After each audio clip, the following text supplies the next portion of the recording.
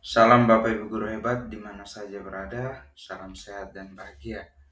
Perkenalkan, nama saya Simon Sido, sekarang bertugas di SMPN 1 Larantuka, calon guru penggerak Angkatan 10 Kabupaten Flores Timur. Tugas modul 1.4, aksi demonstrasi kontekstual tentang budaya positif, penerapan segitiga restitusi. Dengan fasilitator Pak Sis Hermes Topang, pengajar praktik Ibu Maria Francisca Pota. Berikut ini merupakan kegiatan diseminasi di sekolah mengenai pemahaman dan pengalaman penerapan budaya positif. Budaya positif merupakan perwujudan dari nilai-nilai atau keyakinan universal yang diterapkan di sekolah.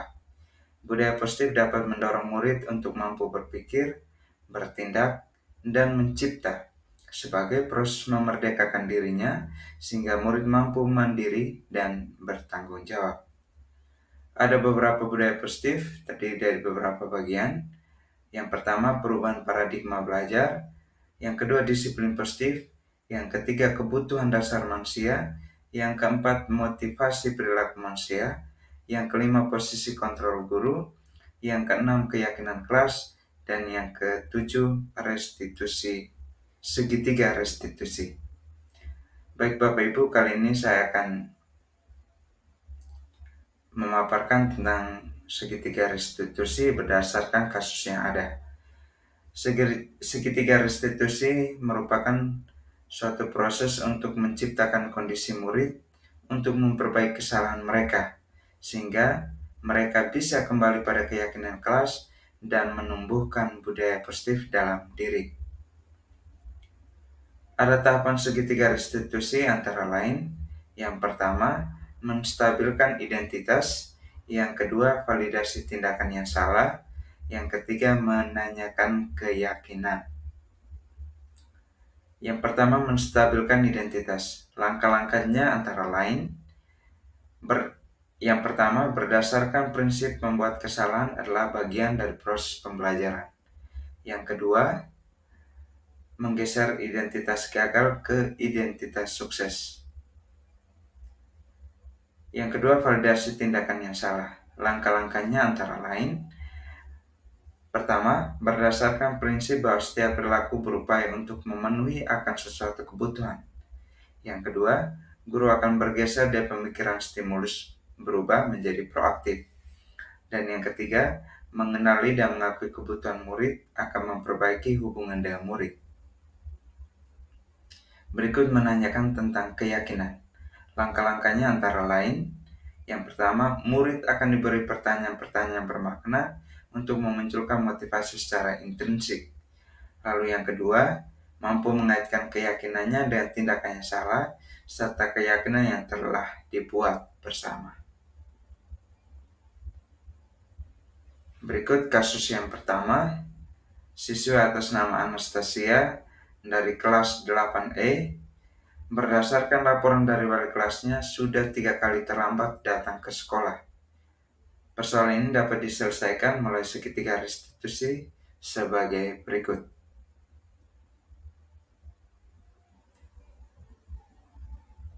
Contoh penyelesaian kasus yang pertama.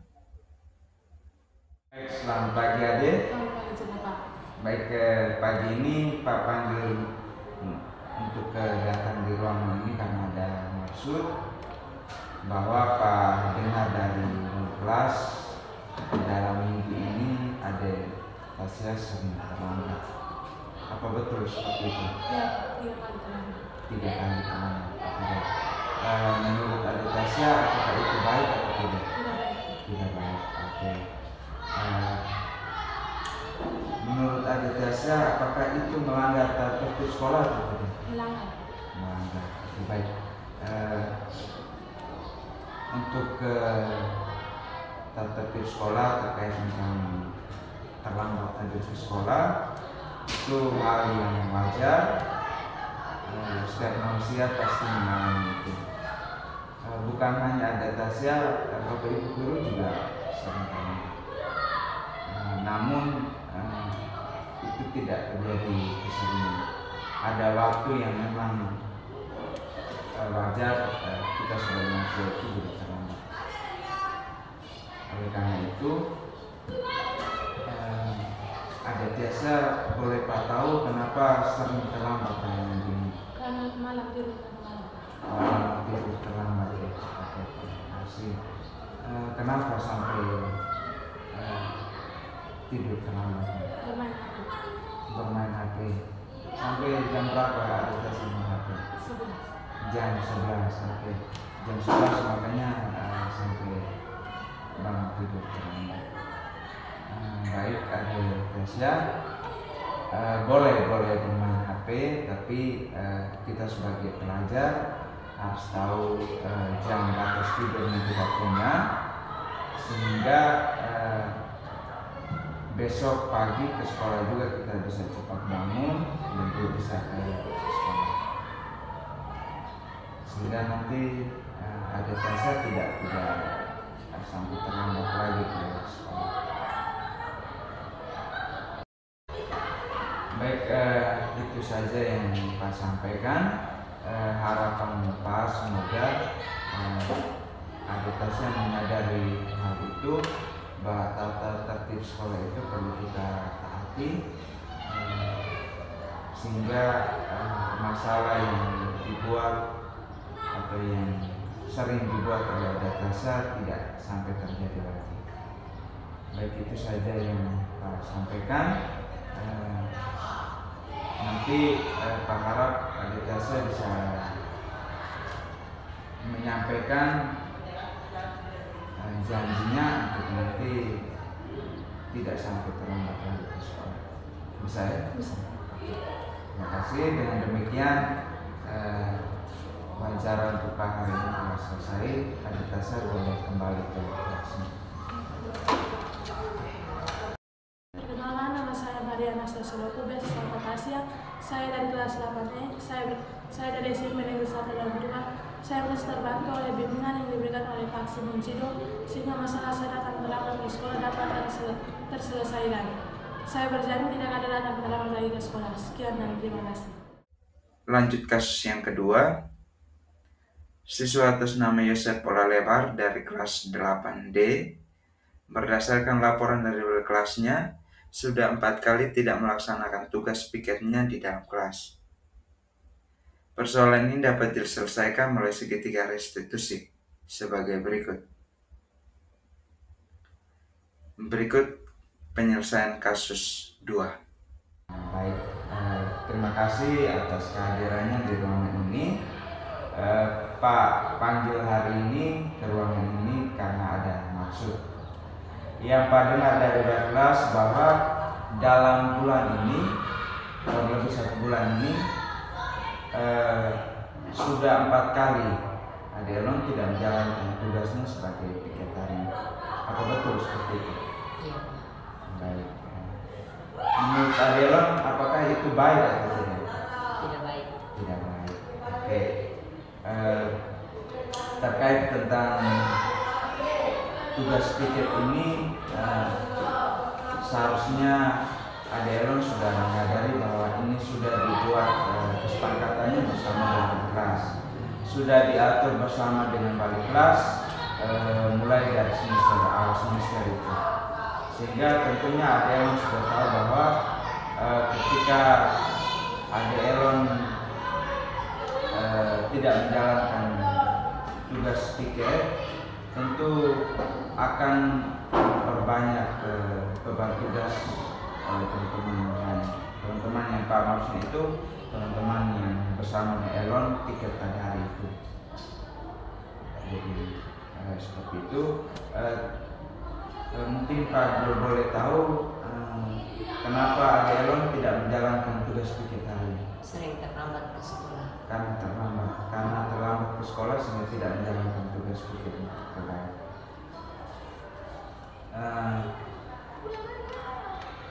Oleh karena itu harapan Pak tadi yang sudah disampaikan oleh Pak bahwa piket harian itu menjadi suatu kewajiban yang harus dilakukan oleh setiap siswa. sehingga apabila itu sudah kewajiban dilaksanakan setiap siswa, tentu saling kerjasama, maka pekerjaan yang berat bisa menjadi ringan karena saling adanya kerjasama. Di satu sisi Adelon kerjasama, di satu sisinya lagi Adelon juga terjawab dengan tugas yang sudah dibagi, sehingga harapan Pak, Adelon boleh memperbaiki kesalahannya ini yang sering terlambat. Mungkin sering terlambatnya karena apa? Karena malam tidur terlambat. Karena malam tidur terlambat. Oke, baik. Sebagai siswa, kewajiban yang sudah ditetapkan bersama guru ini perlu harus dilakukan, sehingga dengan sering terlambat Adelon bisa perbaiki. Bisa ya, Adelon? Baik, dengan demikian